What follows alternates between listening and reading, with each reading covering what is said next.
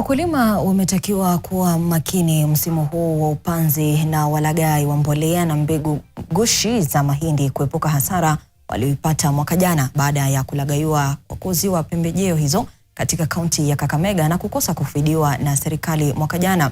Wakulima kadhaa walipatikana kwenye njia panda baada ya kulaghaiwa na kuuziwa mbolea pamoja na mbegu bandia. William Akosi anatuarifu.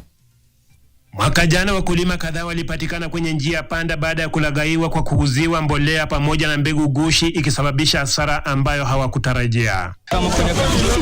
Kamati ya kilimo katika bunge la kitaifa ilimuita waziri wa kilimo Mithika Linturi ili kujibu maswali ya jinsi mbolea na mbegu hiyo iliingia nchini na hata kwa akipeana mbolea kwa wakulima wa eneo bunge la Khwisero. Mbunge wa eneo hilo Christopher Aseka ameitaka serikali kukaa macho na wafanye biashara walaghai anaodai wanahusiana na serikali za kaunti wanaolenga kutumia msimu huu wa upanzi kujinufaisha, kuwa watachukuliwa hatua kali za kisheria ikiwa watapatikana wakiwadanganya waliopewa mbolea hiyo.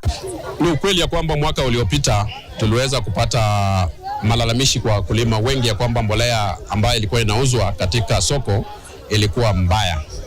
Waziri wa Agriculture aliweza kufika mbele ya kamati ya bunge, ikafanya investigation na tukapata kumbe kuna wafanyabiashara kadhaa ambao walikuwa wanatumia njia ambayo si mzuri kuweza kuuzia watu mbolea ya mawe.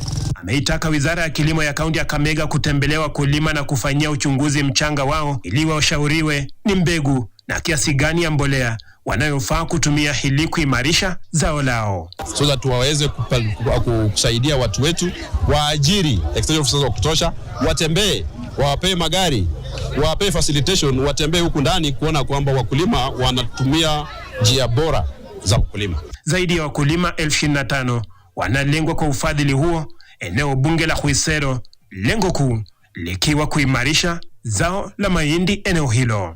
William Akosi, NTV, Kakamega.